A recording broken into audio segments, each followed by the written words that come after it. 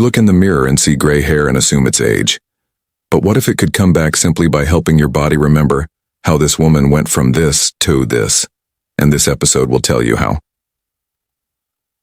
Welcome back to the Senior Health Podcast, where we blend tradition from Japan with science. In this episode, we're exploring the surprising truth behind gray hair, that for thousands of seniors, it's reversible naturally. A study published in the eLife journal found that under certain conditions, human hair can regain pigmentation, suggesting that graying may not be permanent or even purely age-related at all. And yet countless adults over 60 are told it's inevitable or worse, that it's cosmetic and not worth understanding. So sitting across from me today is someone who's seen this unfold across generations and is still treating patients with sharp vision, steady hands, and a full head of hair even past 100. Japan's oldest practicing doctor, a man whose life blends clinical mastery with cultural insight, and who challenges almost every assumption we make about aging. Thank you, John. And let me start with this. If we once had color in our hair, why would we believe we can never get it back? That's such a funny way to look at that. I think far too many people accept graying as a one-way street, right? Yes, it's one of the great mistakes of modern thinking to treat gray hair as a symbol of decline. In my experience, it's often a signal of something deeper shifting in the body, usually in silence. And while age plays a role, it's not the whole story. So in today's conversation, we'll unpack what actually causes gray hair and what may help bring color back. We'll explore 5 overlooked drivers, from stress chemistry to missing nutrients. And I'll walk you through the simple food and lifestyle changes that I still use myself even now. But you must stay with us to the end, because the final insight may completely change the way you think about aging and beauty. So the symptoms might be visible, but if we misunderstand the cause, we chase the wrong solution. Exactly. We'll walk through 5 root causes and show you how to respond with clarity, not confusion, because hair color isn't just about vanity, it's about vitality. When I was a young intern, there was a woman in her late 60s who came in for joint pain. But what she really wanted to talk about was her hair. It had turned gray almost overnight, she said, right after her husband passed. I remember her brushing it behind her ear with a kind of shame, like it meant she'd let go. And I'll never forget her asking me, "Do you think it can ever come back?" Not just the color, but the part of her that still felt alive. That moment never left me. John, the body often speaks when the heart cannot. And sometimes the hair carries the story the soul hasn't finished telling. So, let's begin where most people get it wrong. Is gray hair really about missing nutrients, or is that just a convenient guess? Nutrients do matter, but not in the way most people think. The body doesn't simply run out of vitamins like a car runs out of gas. It struggles to process them, absorb them, or circulate them where they are needed. And when that breakdown begins, hair color is often the first signal, not the final problem. So it's not just about taking more. It's about asking why the body can't use what it already has. Exactly. I've treated patients with full supplement cabinets but no real vitality. Because if your digestion is weak or your stress hormones are spiking, those nutrients remain locked away, unused, unhelpful. The blood must carry them. The cells must accept them. And that acceptance changes as we age, yes. After 60, your cells don't just need nutrients, they need clarity. A confused body will not prioritize pigmentation. That hits me hard, doctor, because most seniors I talk to are doing their best, eating better, moving more, but still watching the gray spread like nothing's working. And I can imagine how defeating that feels. So, let's do this right. Let's start with the real causes, the overlooked ones that may be draining hair color and making it harder to restore. Let's begin with the first root cause, chronic stress. Most people know stress affects the heart, digestion, even sleep. But very few understand how it affects hair. When the body is under repeated stress, it produces more cortisol and hydrogen peroxide internally. And hydrogen peroxide in excess begins to bleach the hair from the inside out, literally stripping it of pigment. That's wild. You're saying the body is bleaching its own hair? Yes. And it's not rare. I've seen it happen after grief, surgery, even retirement. Moments when identity shifts and the nervous system doesn't know how to land. I've had patients come in saying, "I feel fine," but their hair tells a different story, and now I'm realizing how many of them were likely carrying stress they hadn't named. Because the body always names it for them. The adrenal glands, which sit right above the kidneys, don't just respond to emergencies. They track everything: pressure, emotion, even suppressed tension. When they are activated for too long, they pump out a compound mix that includes not just cortisol, but enzymes that disrupt pigment production. In Japan, we call this silent fire, the stress that doesn't shout, but smolders. Over time, that fire alters the way melanocytes, the cells responsible for pigment, behave. And if they're disrupted for long enough, they slow down, stop, or even die off entirely. So stress isn't just emotional. It's biological, chemical, visible, and reversible. But only when we approach it from the inside, the nervous system must feel safe again. I love that because safety isn't something you can swallow in a pill. It's something you create in your rhythm, your breath, your meals, your rest. And now that we've explored stress as the first root, what would you say is the second factor quietly driving hair to gray? The second cause we must talk about is oxidative damage. Specifically, the way your body handles free radicals after 60. In younger people, the body has a buffer, strong antioxidant systems that neutralize these damaging molecules before they disrupt function. But after 60, those defenses naturally weaken, especially if we are eating processed foods, living indoors, or exposed to chronic pollution or medications.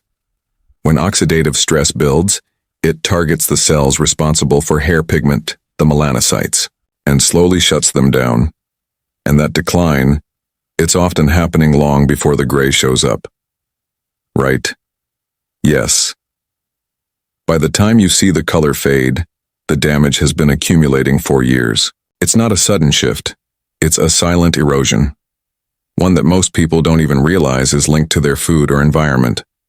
That feels like such a hidden trap, because you don't feel oxidative stress the way you feel a headache. There's no immediate alarm bell. That's the danger, and it's why nutrition matters so much more after 60. Foods high in antioxidants like purple sweet potatoes, dark leafy greens, seaweed, and green tea become essential, not optional. They're not healthy extras. They are the raw materials your body uses to repair itself.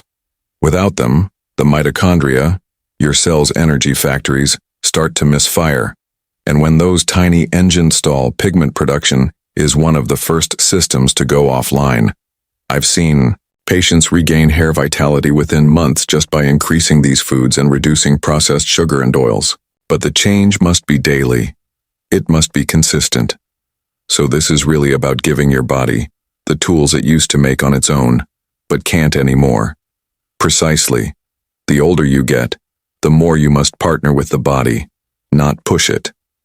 That really reframes how we should think about aging. It's not about accepting weakness, it's about adjusting the support system. If the hair is fading, maybe it's not about what's missing, but what's overwhelming.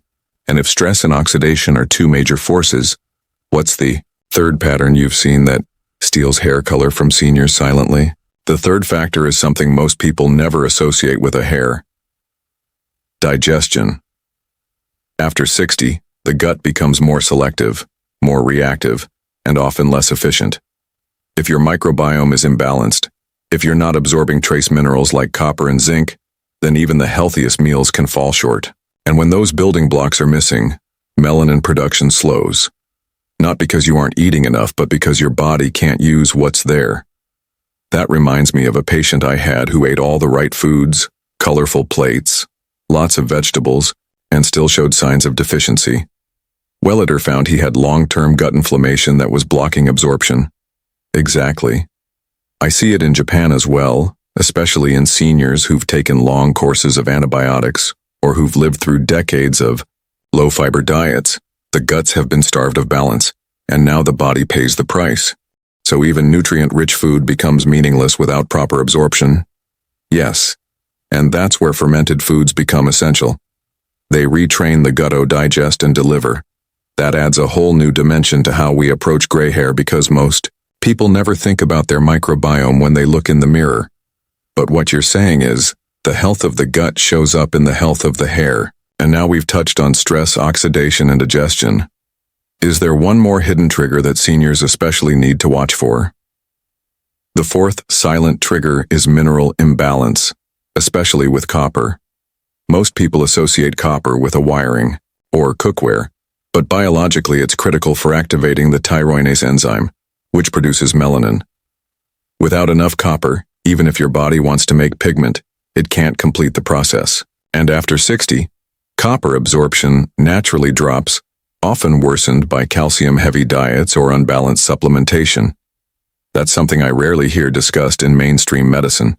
Zinc gets all the attention, but copper seems to be quietly essential here. Yes, and the balance between zinc and copper matters deeply. Too much zinc can suppress copper levels even further. I've had patients taking immune-boosting zinc every day who were unknowingly accelerating hair graying. So, it's not just what you take, it's how it interacts. That's right. Every mineral you add affects the rest. That's such an important warning because I think a lot of seniors are doing what they believe is healthy, adding zinc, cutting meat, eating light, but they don't realize they're pulling away key minerals like copper. And now that we've covered the 4 major blockers, stress, oxidation, digestion, and minerals, maybe it's time to shift gears.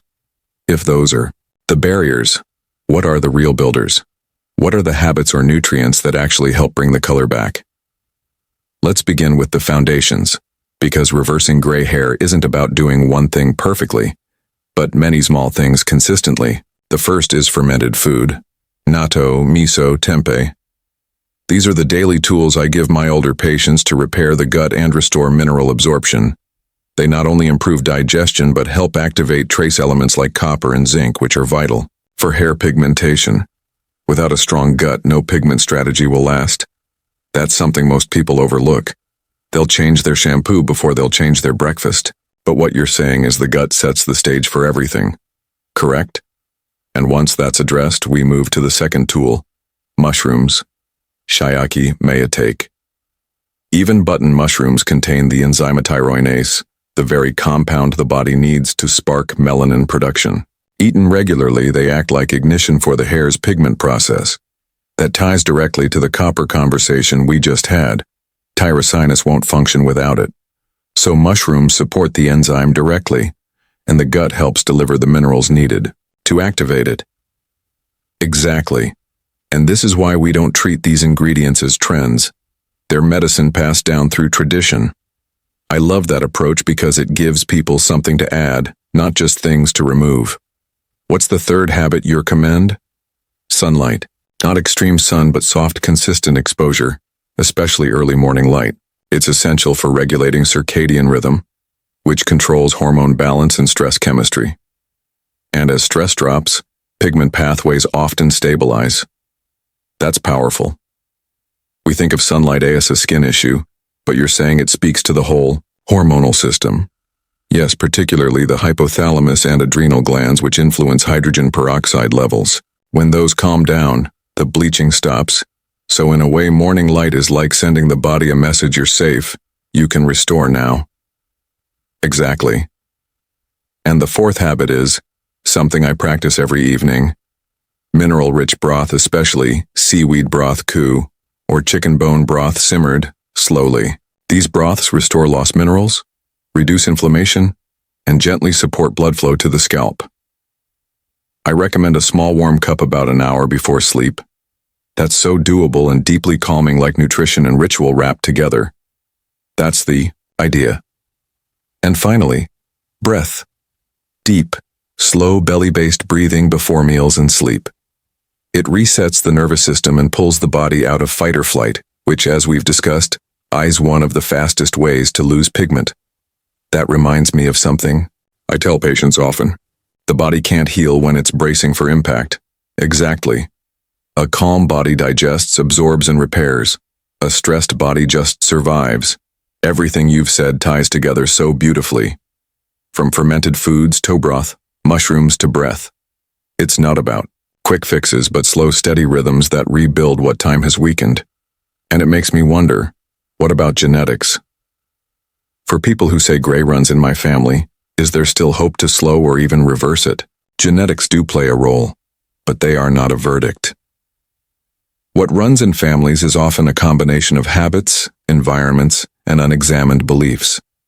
I've had patients with generations of early graying who managed to slow or even reverse it with the right adjustments. So yes, the genes may lower the gun, but lifestyle pulls the trigger. That distinction matters because it gives people back their power. It does. And it reminds us that what we inherit is just a starting point. How we live determines what those genes actually do. That's a message so many seniors need to hear, especially those who've resigned themselves to decline because of family history. Exactly. One of the most powerful shifts I see is when a person stops asking, "Why is this happening to me?" and starts asking, "What is my body asking for?" That's the beginning of healing. And even if gray hair doesn't fully return to black, what I see over and over is that people begin to glow differently. Their skin clears, their eyes brighten, they walk taller because they're no longer fighting time. They're working with it. That's a beautiful way to look at aging as partnership, not punishment. And the results are often much more than cosmetic. When the body starts restoring hair, it usually means it's restoring deeper systems too. I've seen that as well. It's never just about the hair. It's about circulation, memory, digestion, even confidence. And that brings me to something a lot of people are wondering. How long does it take? If someone starts making these changes today, when might they start seeing results? Results vary by person, but the body gives signals long before the mirror does. Within 2 to 3 weeks, many people notice better sleep, smoother digestion, or clearer thinking. Pigment changes in the hair may take longer, often 2 to 4 months, sometimes more. But when it happens, it tends to appear at the roots first. Soft, dark strands, quietly returning in place people thought were gone for good. That's incredibly encouraging because it shows the hair isn't dead, it's just been dormant. And I imagine that first glimpse of color brings hope in a way no pill ever could. It does. I had a 72-year-old patient who cried when she saw black strands reappear at her temples. Not because she was vain, but because it made her feel alive again. And I think that's the emotional layer we often miss. Hair is personal. It's memory, identity, even pride, especially for those who've spent decades taking care of others. Yes. Which is why every step we take toward restoring it must come from respect, not panic. You've helped reframe this entire topic for me, doctor. What began as a question about appearance is really a doorway into how the body repairs itself or doesn't. And that leads me to one final thought. We've talked about what to eat, how to rest, what to avoid, but what about mindset? How much does your outlook, your attitude shape this journey? Mindset is everything, John. Because no matter how perfect your diet or routine may be, if your thoughts are full of fear, doubt, or hopelessness, the body listens. I've seen patients who did everything right on paper, but nothing changed until they believed change was possible. That belief shifts chemistry. It sends a signal to the nervous system that says we are safe enough to rebuild. I felt that too. Some people turn gray after grief. Others regain color after joy. And it's not magic. It's biology responding to emotion. Yes, joy is medicine. Hope is a chemical reaction. And when you pair that with steady action, the body begins to trust again. That trust, it's such a beautiful way to this because the hair may be the symptom, but what we're really talking about is how to live again. To everyone listening, we really appreciate it coming this far.